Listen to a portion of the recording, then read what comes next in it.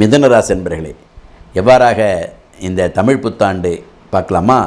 அதனால் வெளிநாட்டு கடல் கடந்து நம்ம வணிகம் செய்யக்கூடிய வாய்ப்புகள், கடல் கடந்து நம்ம தொழில் பண்ணக்கூடிய வாய்ப்புகள், அங்கேருந்து இருக்கக்கூடிய வருமானங்கள், இதெல்லாம் ரொம்ப சாலிடாக நமக்கு நல்லாவே இருக்கும். அதுக்கான எதிர்பார்க்கலாம். திருமணம் தள்ளி போகலாம். மனைவி மூலியமாக சில விதமான விரயங்கள் வரலாம்.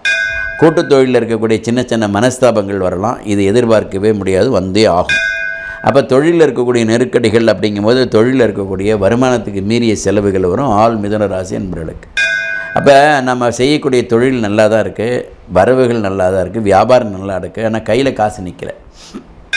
அப்போ தொழில்காரகன் ஜீவனாதிபதி சப்தமாதிபதி 7-10க்கு வேண்டியவன் 12ஆம் வீட்டில் போகும்பொழுது இது அன்னவிடவன். பட் இந்த ஒரு கிரகம் பகவான் குரு இப்படி இருக்கும்போது அந்த கிரகங்கள்லாம் சௌக்கியமாக இருக்கிறதுனால பலவிதமான முன்னேற்றங்களை நம்ம பெற தான் போகிறோம். சின்ன சின்ன தடை ஏற்பட்டு.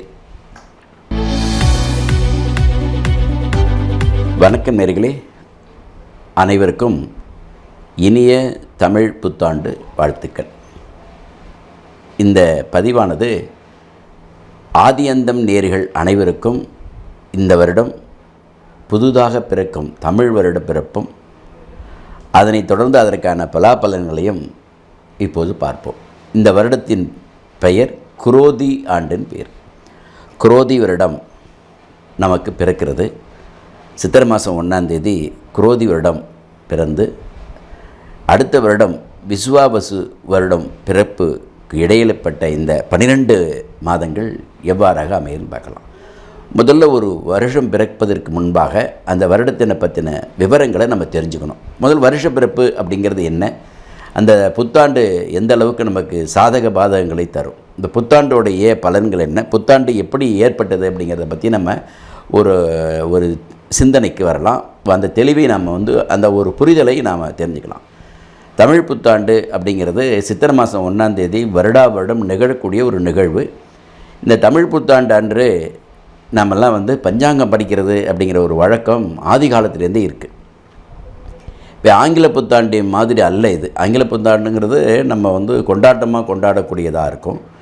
தமிழ் புத்தாண்டுங்கிறது இறைவனை நாம் பிரார்த்தித்து பிறக்கும் வருடம் சிறப்பாக எல்லா விதமான சுகங்களையும் பெற வேண்டி இறைவனுக்கு நாம் அந்த பூஜை செய்து அந்த பூஜையினால் இருக்கக்கூடிய அனுகிரகங்களை நாம் பெறுவது தான் நம்மளுடைய பண்பாடு, நம்மளுடைய இந்து மத கலாச்சாரம், சனாதன தர்மம். ஆகையினால் இந்த வருடம் 60 ஆண்டுகளுக்கு ஒவ்வொரு பெயர்கள் இட்டு ஒவ்வொரு 60 வருடத்திற்கு சுழற்சி முறையில் அந்த பெயர்கள் வருடம் அந்த 365 நாளுகளுக்கு ஒரு பெயர் சூட்டி அந்த பெயருக்கான ஒரு வருடத்திற்கு யார் ராஜா, யார் மந்திரி, யார் சேனாதிபதி, யார் ராசியாதிபதி, யார் தானியாதிபதி அப்படிங்கிற மாதிரியான ஒரு அமைப்புகளை நம்மளுடைய முன்னோர்கள் நம்முடைய காலபுருஷம் தத்துவம் உணர்த்தி அதற்கு தகுந்த மாதிரியான ஒரு பெயர்களை அந்தந்த வருடத்திற்கு சூட்டியிருக்காங்க. அந்த அடிப்படையில் கடந்த வருடம் நம்ம வைத்திருந்த பெயர் என்ன அப்படின்னா சோபகிருது அப்படின்னு வச்சுருந்தோம். அதற்கு முதல் வருடம் சுபகிருது, சோபகிருது, அதுக்கு அடுத்தது குரோதி, விஸ்வாபசு அப்படின்னு வரிசையாக நமக்கு அந்த ஆண்டின் பெயர்களை வைப்போம். இந்த ஆண்டு பெயர் அப்படிங்கிறதுக்கான ஒரு விளக்கமும் அதற்கான வெண்பாவும் இருக்குது. அந்த வெண்பாவில் என்ன இருக்கோ, இந்த விட மழை அதிகமாக இருக்குமா, மழை குறைவாக இருக்குமா, தானியங்கள் நல்லா விளையுமா விளையாதா, எந்த மாதிரி நாட்டு ராஜாக்களுக்கு எப்படி இருக்கும் அப்படிங்கிற மாதிரியான ஒரு வெண்பா தான் வருடம் நம்ம ஒரு வெண்பாவை அந்த வருடத்திற்கான வெண்பாவை செய்வோம். அந்த அடிப்படையில் இந்த குரோதி வருடம் எவ்வாறாக அமையப்பெறுகிறது, குரோதி வருடத்துடைய ராஜா யார், அந்த ராஜா இவராக இருந்தால் என்னென்ன மாதிரியான பலன்கள். இந்த வருஷம் ராஜா செவ்வாய் பகவான். புதுசாக பஞ்சாங்கம் படிக்கும்போது திதி, வார, நட்சத்திர, யோக, கரணம் இந்த 5 செஞ்சு தான் பஞ்சாங்கம். இந்த பஞ்சாங்கத்தில் நாம் வருடம் பஞ்சாங்கத்தினை பற்றின முழு விவரத்தை தினசரி தெரிஞ்சுக்கிட்ட வேணும். தெரிஞ்சிக்க முடியலனாலும் கூட அந்த வருடப்பிறப்பு அன்று சித்திரை மாதம் 1ஆம் தேதி தமிழ் வருடப்பிறப்பு பிறக்கிற அன்னைக்கு ஊர்களில் பெரும்பாலான ஆலயங்களில் பஞ்சாங்கம் படிக்கிறது, அதை எல்லோரும் கேட்குறது அப்படிங்கிற ஒரு வழக்கம் இருந்தது. அதனால் எவ்வளவு புண்ணியம் கிடைக்குங்கிறத பற்றின பெரிய விளக்கமே இதில் கொடுக்கலாம். ஆகவே இந்த பஞ்சாங்கம் படிக்கிறது அப்படிங்கிறது என்ன தெரிஞ்சுப்பாங்க அப்படின்னா, இந்த வருஷம் ராஜா யார் அப்படின்னு தெரிஞ்சுக்கிறது. இந்த வருஷம் ராஜா அப்படிங்கிறது பகவான் செவ்வாய். செவ்வாய் பூமி நாயகன் பேர், பௌமபுத்திரன் பேர். இந்த பூமாதேவியின் குமாரன் அப்படிங்கிற ஒரு அமைப்பை செவ்வாய்க்கு வழங்கியிருக்காங்க நம்மளுடைய சாஸ்திரங்கள். அந்த அடிப்படையில் செவ்வாய் தான் இந்த வருடம் ராஜாவாக வராரு. மந்திரி யார் அப்படின்னு கேட்டால் பகவான் சனி. போன வருடம் சனி ராஜாவாக இருந்து இந்த வருஷம் மந்திரியாக இருக்கிறாரு. சேனாதிபதி பகவான் சுக்கிரன், அர்க்யாதிபதி சுக்கிரன், சேனாதிபதி சுக்கிரன், சஸ்யாதிபதி அங்காரகன், ராசாதிபதி குரு, தானியாதிபதி சூரியன், மேகாதிபதி சூரியன், மேகாதிபதியாக இருக்கக்கூடியவர் சுக்கிரன், நிராசாவதி அங்காரகன், மழை மரக்கால் 2 அப்படிங்கிற மாதிரியான வழக்கங்கள், கந்தாய பலன்கள் பின்னாடி வரும். இப்போ இந்த ராஜா அப்படிங்கிறது பிரதானமான ஒரு கிரகம். அந்த பிரதானமான ஒரு கிரகம் ராஜா தான் அரசு வழி அவ்வடிக்குழி. அப்போ அந்த குடிமக்கள் சௌக்கியமாக இருக்கணும்னா அரசு சரியாக இருக்கணும். அரசு சரியாக இருக்கணும்னா நம்ம பஞ்சாங்கத்தில் உள்ள ராஜா பகவான் செவ்வாய் அற்புதமான நிலையில் இருக்கணும். அந்த மாதிரி இருந்தால் மழை எந்த அளவுக்கு இருக்கும், பூமியில் இருக்கக்கூடிய தானியங்கள்லாம் எந்த அளவுக்கு விளையும், நாட்டு ராஜாக்களுக்கு எப்படிலாம் அவங்களுடைய க்ஷேமநலங்கள்லாம் எப்படி இருக்குன்னு சொல்கிறது தான் வழக்கமாக இந்த ராஜாவை அடிப்படையாக வச்சு நியாயமாக மழை சிறப்பாக இருக்கணும். எதிர்பார்க்கக்கூடியதை விட தட்சிண பிரதேசத்தில் தெற்கு நோக்கி இருக்கக்கூடியதில் மழைகள் அதிகமாக இருக்கும் அப்படிங்கிறது தான் நமக்கு சொல்லியிருக்கு. அது மாதிரி சில விதமான அச்சுறுத்தல்கள், செவ்வாய் நெருப்பு கிரகங்கிறதுனால நெருப்புனால சின்ன சின்ன இடையில் ஒரு தீ விபத்துகள் நடப்படக்கூடிய வாய்ப்புகள் இதை மாதிரிலாம் இருக்கும். அதுக்குள்ளே சில பலவிதமான நாடுகளில் ஒருத்தரை புரிந்து கொள்ளக்கூடிய இல்லாததுனால சில யுத்தங்களும், அதாவது யுத்தம்னா போர் வரக்கூடிய வாய்ப்புகளும் உண்டு அப்படின்னு நம்ம அந்த வழக்கமாக இந்த குரோதி வருடத்தில் குரோதம் அப்படின்றால் பல பொருள்களை கொள்ளலாம். இருந்தாலும் நம்மளுடைய கோபதாபங்களை குறைது. குரோதம்னா கோபங்கிறது, விரோதங்கிறது நமக்கு இருக்கக்கூடிய இந்த மாதிரி பலவிதமான அர்த்தம். ஒவ்வொரு பொருளுக்கு வெவ்வேறு விதமான இடங்களில் அர்த்தங்கள் மாறுபடும். குரோதி அப்படின்னா ஒன்றே கோபம் விரோதம் அப்படின்னு எடுத்துக்கணும்னு அப்படி இல்லை. விரோதிக்கிறது அப்படின்னா விரோதிங்கிறது அர்த்தம் இல்லை. குரோதம் என்பது மனிதனுக்குள்ளே இருக்கக்கூடிய ஒருத்தருடைய அந்த பகையை பெருசு பண்ணாமல் இருக்கணுங்கிறதுக்காக அப்படி கொடுத்தது. அந்த பகைகள் இருந்தால் தான் நாட்டில் போர் வருங்கிறது. அந்த பகைகள்லாம் மேற்கொள்ளாமல் இருப்பதற்கு இறைவனை நாம் வழிபடுவோம். ஏன்னா நாள் பிறக்கக்கூடிய அந்த சித்திரை 1ஆம் தேதி அன்றைக்கி எல்லோரும் சுபிட்சமாக இருக்கணுங்கிற மனோநிலையில் அனைவரும் இருக்கணுங்கிற அடிப்படையில் இந்த விஷயங்களை பெரிதுபடுத்துறதை விட இந்த விஷயங்களுக்கான மாற்று ஏற்பாடுகள் என்ன, எப்படி தெய்வ சிந்தனைகளை கொண்டு போகணுங்கிற மாதிரி கொண்டு போயிட்டோம்னா இன்னும் சிறப்பாக இருக்கும். அந்த அடிப்படையில் தான் சொல்கிறோம். மந்திரி அப்படிங்கிறது பகவான் சனி பகவான் பொதுவாகவே ஜலக்கிரகம்னு நம்ம சொல்லுவோம்.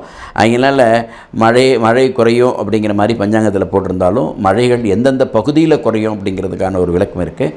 மழையை நம்ம எந்த அளவுக்கு விரும்பணும் அப்படிங்கிறதையும், ஈடுபட வேண்டிய அவசியத்தில் யாரை வழிபட வேண்டும் எப்படிங்கிறதையும் பற்றின பெரிய பதிவுகளை நம்ம தொடர்ந்து கொடுத்துட்டே இருக்கலாம். ஆகையினால் இந்த வருடத்தை பொறுத்தவரை சில மழைகள் குறைவாக தான் இருக்கும். அப்படின்னா போன வருடமே மழைகள் குறைவாக தான் இருந்தது. போன வருடம் அவர் ராஜாவாக இருந்தார், வருடம் மந்தியாக இருக்கிறாரு. அதனால் மழைகள் இருந்தால் தான் பயிர்கள் சிறப்பாக இருக்கும். நம்ம ஜனங்களுக்கு குடிநீர்கள் பிரச்சனை இல்லாமல் இருக்குங்கிற அடிப்படையில் இறைவனை நாம் இந்த மழைக்காக வேண்டுதல் வைக்கலாம் அப்படிங்கிறத சொல்லி, இந்த தமிழ் புத்தாண்டுங்கிறது எவ்வளோ சிறப்பானது, அதை எப்படி கொண்டாடணும் அப்படிங்கிறதுக்கெல்லாம் ஆதி காலங்களில் வேறு எந்த புத்தாண்டையும் நம்ம சொல்கிறதில்ல. இப்போ சமீப காலமாக இந்த நாடு சுதந்திரம் அடைந்த பிறகு படிப்படியாக வளர்ச்சிகள் ஆங்கில ஆதிக்கங்கள் வந்த பிறகு ஆங்கில புத்தாண்டுக்குள்ள அந்த மரியாதைகள், அந்த அந்தஸ்துகள், அந்த முக்கியத்துவங்கள் தமிழ் புத்தாண்டுக்கு இல்லை அப்படிங்கிற மாதிரியான வருத்தம் எனக்கு உண்டு. ஏன்னா தமிழ் புத்தாண்டை மட்டும்தான் நம்ம அதிகமான கொண்டாடப்படணும், அதை செலிப்ரேட் பண்ணணும். தமிழ் புத்தாண்டு அப்படிங்கிறதுனால நம்ம ராத்திரி 1 மணிக்கு போய் ஹாப்பி நியூ இயர் சொல்லணும்னு நான் சொல்லலை.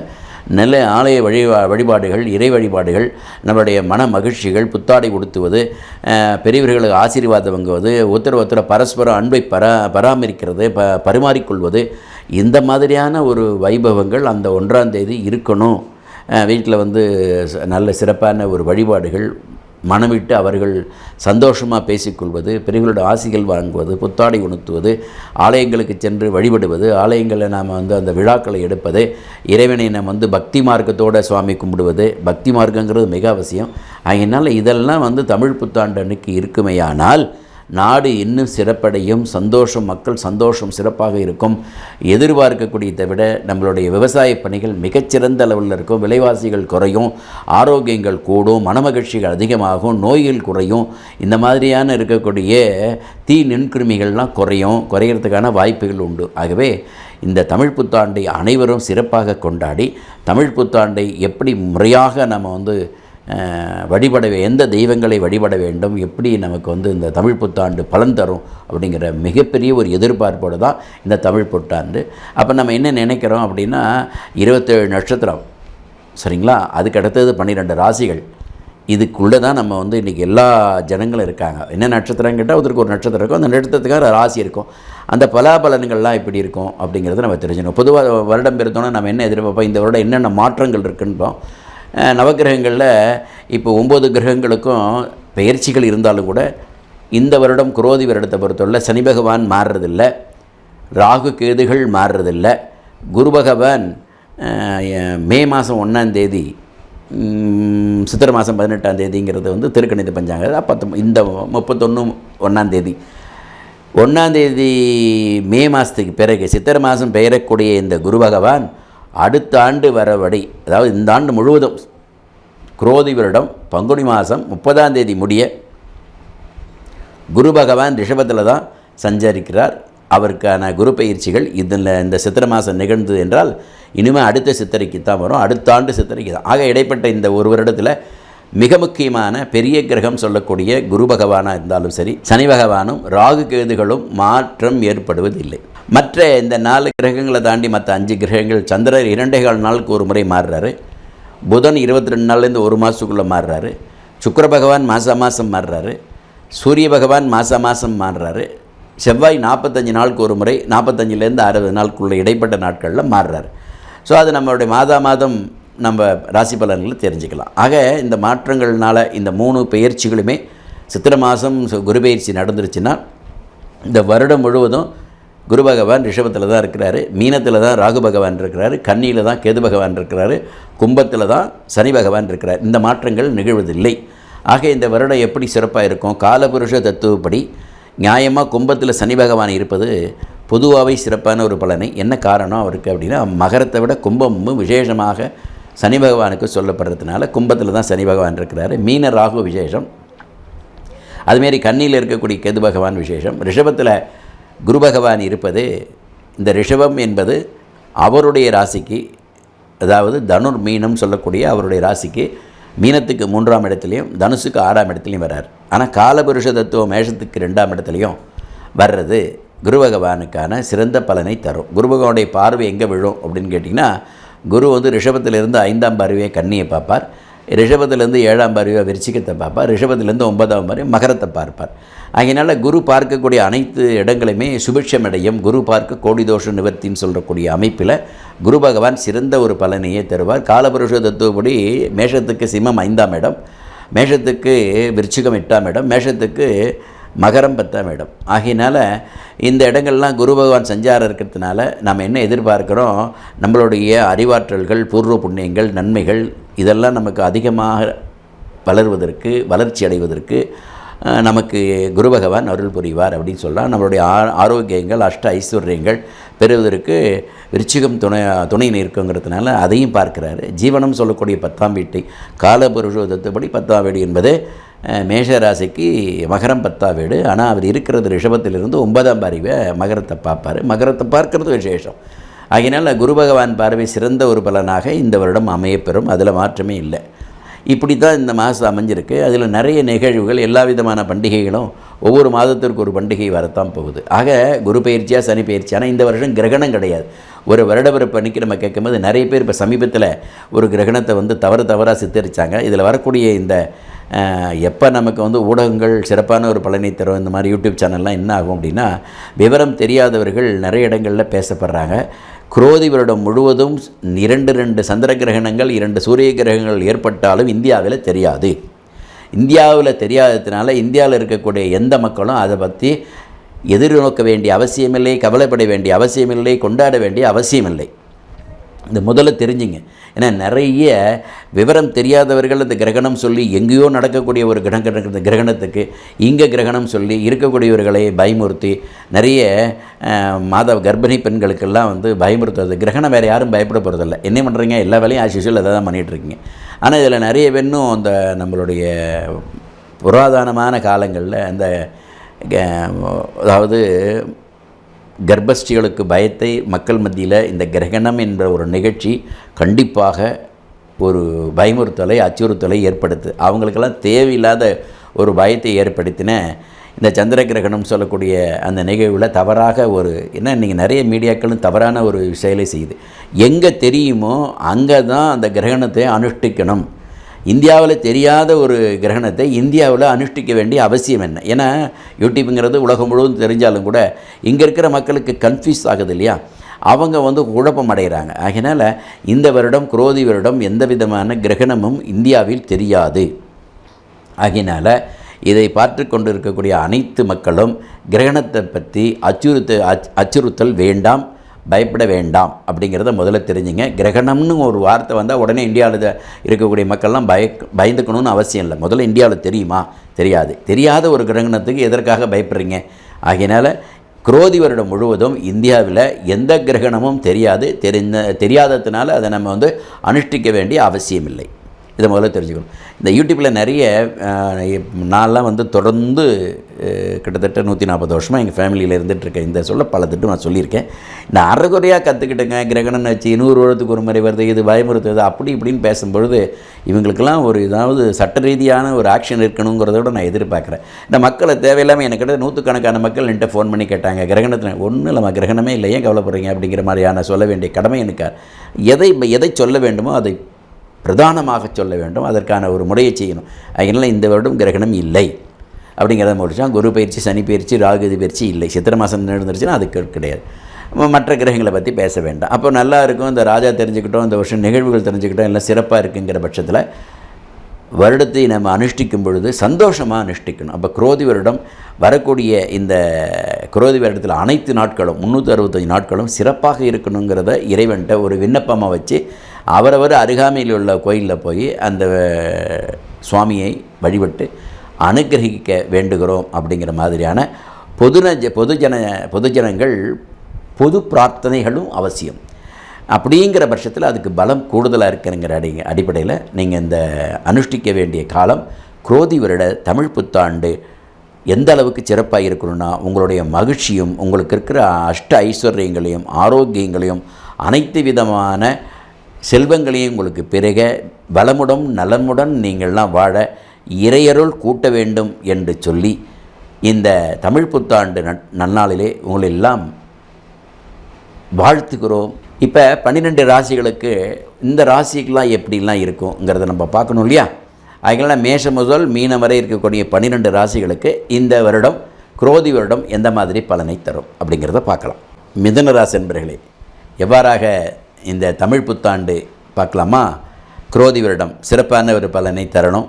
நியாயமாக மிதுன ராசி என்பவர்களுக்கு, மிதுன ராசி அப்படிங்கும்போது மிருகசீரிடம் 3ஆம் பாதம் 4ஆம் பாதம், திருவாதிரை 4 பாதங்கள், புனர்பூசம் 1, 2, 3 பாதங்கள். இது மிதுன ராசி. மிதுன ராசிக்கு அதிபதி பகவான் புதன். அவர் மாதம் பெயரக்கூடிய கிரகங்கள். ஆனாலும் கூட மிதுன ராசிக்கு குரு பகவான் 11ஆம் வீட்டிலிருந்து 12ஆம் வீட்டுக்கு வரப்போகிறாரு. நியாயமாக 12 இந்த வருடம் முழுவதும் 12ஆம் இடத்துல தான் குரு பகவான் இருப்பார். சனி பகவான் 9ஆம் வீட்டிலையும், ராகு பகவான் 10ஆம் வீட்டிலையும் இருக்கிறாரு. மிக பலம் பொருந்திய 3 கிரகங்கள் அனுகூலமாக இருக்குமா? சரி, குரு பகவான் 12ஆம் வீட்டில் வராரு. 12ஆம் வீட்டில் வர்றதுனால நமக்கு எதாவது விரயங்கள், தொழில் இருக்கிற முடக்கங்கள், தொழில் இருக்கிற விரயங்கள்லாம் வருமா அப்படிங்கிற ஒரு சின்ன அச்சம் எல்லா மிதுன ராசிக்காரர்களுக்கு வரும். இப்போ இது நியாயமா?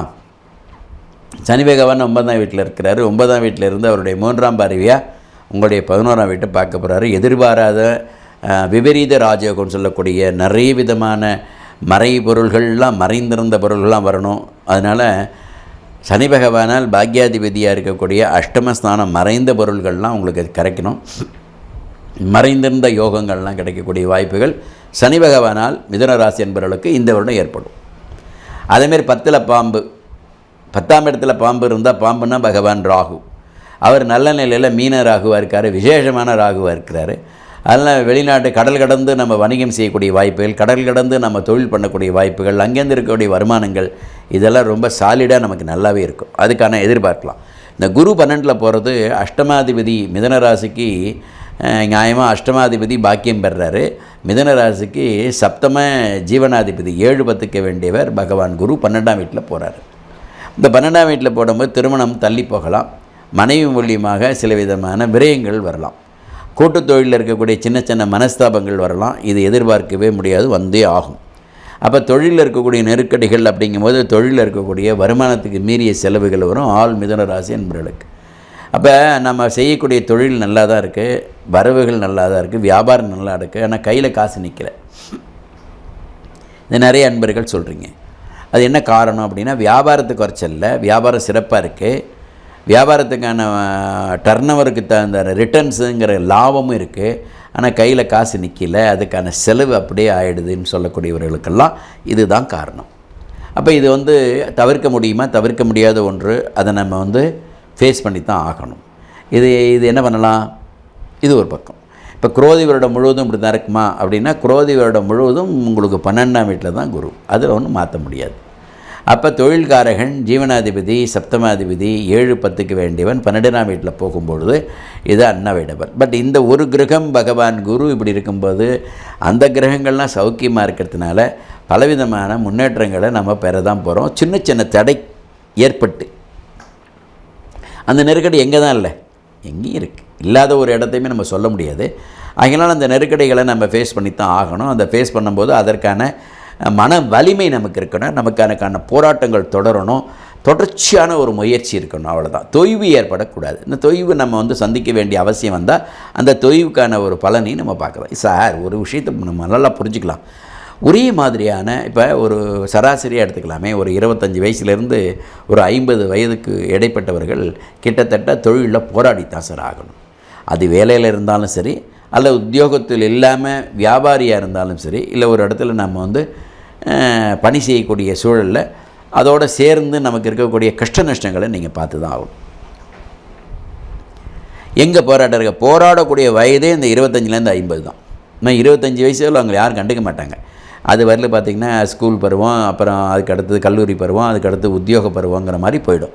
ஸோ 25 வயசுக்கு மேலே அவங்களுக்கு கல்யாணம் பண்ணணுங்கிற ஒரு அடிப்படையில் அவங்களுக்கு அவங்க பெற்றோர்கள் அந்த ஏற்பாடை முடிவுப்பாங்க. இந்த பையனும் இந்த பொண்ணும் இந்த அளவுக்கு நம்ம அந்த அளவுக்கு நம்ம தேர்ந்துடுவோம், நியாயம்தான் அப்படிங்கிறேன். அப்போ கல்யாணம் ஆன பிறகு இருக்கக்கூடிய பணிச்சுமை மட்டும் இல்லாமல் குடும்ப சுமைங்கிற சுகமான சுமைகளும் அந்த இடத்துல நமக்கு தொடரும்.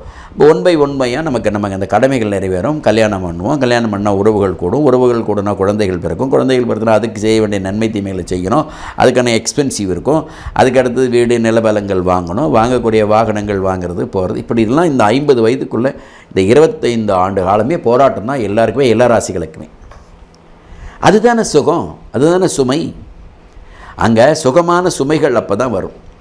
50 வயதை கடந்தவர்கள் அப்போ என்ன ஆகிடும் அப்படின்னா, தன்னிலேருந்து இந்த பாரத்தை சுமக்கிறதுக்கு நமக்கு பிறந்த குழந்தைகள் வந்துடணும்.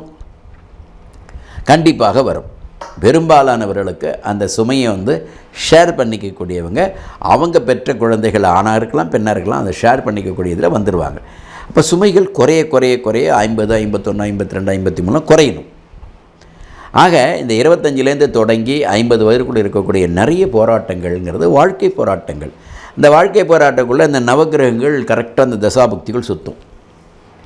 ஒருத்தருக்கு சனி தசை நல்லா இருக்காது, ஒருத்தருக்கு செவ்வாய் தசை நல்லா இருக்காது, ஒருத்தருக்கு ராகு தசை நல்லா இருக்காது. இதெல்லாம் இந்த மிடில் ஆஃப் த ஏஜில் தான் வரும். ஃபார் எக்ஸாம்பிள், இப்போ அஸ்வினி நட்சத்திரக்காரர்களுக்கு நான் முதல்ல சொன்னேன் செவ்வாய் தசைன்னு, மிருகசீரிட நட்சத்திரக்காரர்களுக்கு சனி தசைன்னு சொன்னேன். இந்த புனர்பூச நட்சத்திரக்காரர்கள் இருக்காங்கல்ல, அவங்களுக்கு இயல்பாக என்னென்ன மாதிரி போராட்டங்கள் வரும் அப்படின்னா, அவங்களுக்கு கேது திசைக்கான போராட்டங்கள் வரும். நியாயமாக இன்றைக்கி கேது 4ஆம் இடத்துல இருக்க, 4ங்கிறது சுகம். சரி, இந்த காலசக்கரத்தை நீங்கள் கணக்கு போட்டிங்கன்னா ரொம்ப தெளிவாக இறைவன் கணக்கு போட்டு வச்சுருப்பார். அதனால் ஒவ்வொருத்தருக்கும் ஒவ்வொரு திசைகள் அனுகூலத்தை கொடுக்காது. இப்போ இந்த மிதுன ராசியில் இருக்கக்கூடிய திருவாதிரை நட்சத்திரக்காரர்களுக்கும் கேது திசை அனுகூலம் இருக்காது, புனர்பூச நட்சத்திரக்கும் அனுகூலம் இருக்காது. ஏன் அனுகூலம் இருக்காது அப்படிங்கிறதுக்கு நிறைய ஆராய்ச்சிகள் உள்ளே வருவீங்க. அதை வரும்பொழுது அதுக்கு எல்லாம் தெளிவான ஒரு விளக்கங்கள் கொடுக்க முடியும். ஏன்னா மிருகசீரிடங்கிறது முதலே சொல்லிட்டேன், மிருகசீரிடம் 1-2 பாதமாக இருந்தாலும் 2-3-4 பாதங்களாக இருந்தாலும் 100% சனி திசை அனுகூலம் இருக்காது.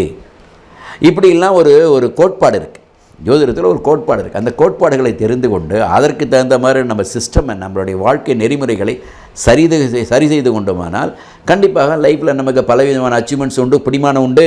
பட் இதுக்குத்தான் நான் சொல்கிறது, இது ஒரு ஜென்ரல் ப்ரெடிக்ஷன். குரோதி வருடம் நல்லா, குரோதி வருட ராஜா செவ்வாய், அவர் நல்லவர் தான். அப்புறம் பகவான் சனி, அவர் நல்லவர் தான், ஒன்றும் குறையில். ஆனால் இதெல்லாம் தாண்டி உங்களுடைய ஜனனஜாதத்தில் நல்ல பிளானட் சவுண்டாக வலுத்து நல்ல க்ஷேத்திரமான இடத்துல, கேந்திரமான இடத்துல இருக்காருன்னு வச்சுங்க, பெரும்பாலானவர்கள் அமோகமாக இருந்துகிட்டே இருப்பாங்க, உங்களுக்கு கஷ்டமே தெரியாது. சில பேருக்கு ரொம்ப நல்லவங்கள, ஆனால் அவருக்கு பார்த்திங்கன்னா கிரகங்கள்லாம் நல்லாவே இருக்காது. ஆனால் நாங்கள் பலன் சொல்லிகிட்டே வருவோம், இல்லைங்க எனக்கு எப்போ பார்த்தாலும் இப்படி தாங்க நல்லாவே இல்லைம்பாங்க. ஏன்? அவங்களுக்கு அங்கே பிளானட் சவுண்டாக இருக்காது. இது எப்படி தெரிஞ்சுக்கிறது? அவருடைய ரியல் ஜாதகத்தை பார்த்தானே தெரிஞ்சிக்க முடியும். அந்த ரியல் ஜாதகத்தில் ரியல் மீன்ஸ் என்னென்னா அவருடைய பர்த் சார்ட், தட் இஸ் பிறந்த ஜாதகம். அதில் இருக்கக்கூடிய நன்மை தீமைகளும் சேர்ந்து தான் இந்த பலன்களை தெரிஞ்சுக்கணும். இந்த பலன்களோடு சேர்ந்து அதுவும் தெரிஞ்சுக்கிட்டால் ரெண்டும் உங்களுக்கு கம்பைண்டாக சொல்லும் பொழுது இன்னும் உங்களுக்கு ஒரு ஆணித்தரமாக அழுத்தி சொல்லலாம். சார் ஜோதிடமே ஒரு அமானுஷக்கலை, அனுமானக்கலை ரெண்டும் தான்.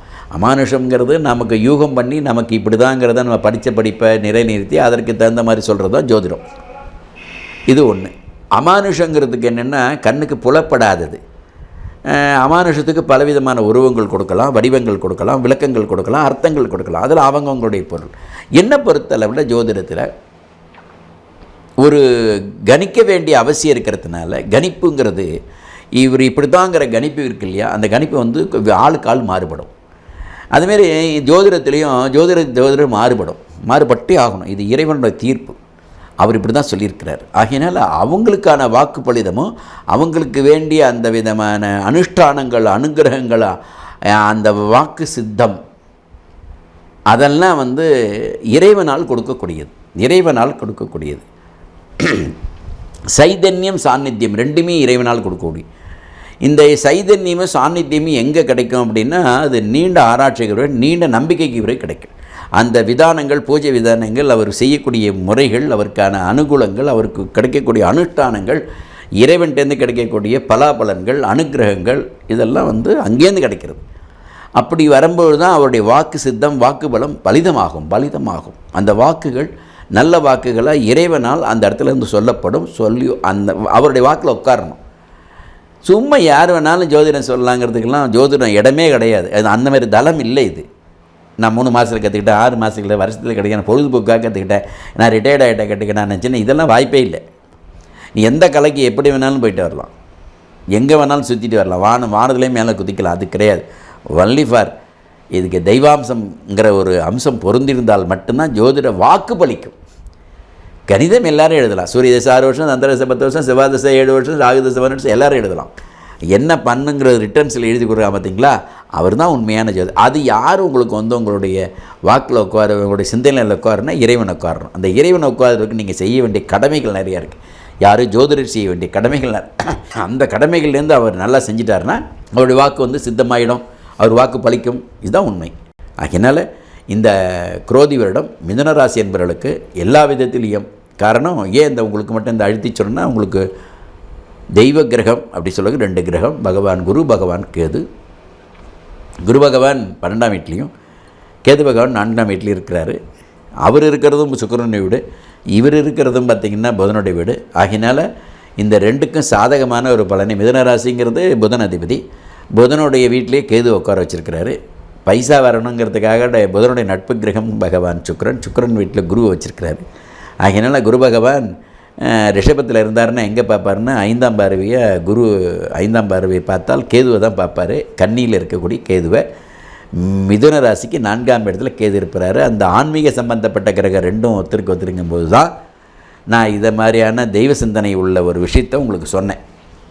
ஆகவே நல்ல சிந்தனை உள்ள, நல்ல அர்த்தமுள்ள, நல்ல தெய்வாம்சம் பொருந்திய, வாக்குப்பழுதம் சித்தம் இருக்கக்கூடிய ஜோதிடர்கள்ட்ட உங்களுடைய ஜனன ஜாதகத்தை காட்டுங்க. காட்டி அவர்கிட்டேருந்து இருக்கக்கூடிய தெளிவு பெறுங்க. அவர் சொல்லக்கூடியதை வழி நடத்துங்க. கண்டிப்பாக உயர்ந்த நிலைக்கு நீங்கள் செல்வீர்கள் என்று சொல்லி எல்லா விதமான இகபர சுகங்களை பெற வேண்டும், வளமும் நலமும் பெற வாழ்த்துக்கிறோம். நன்றி.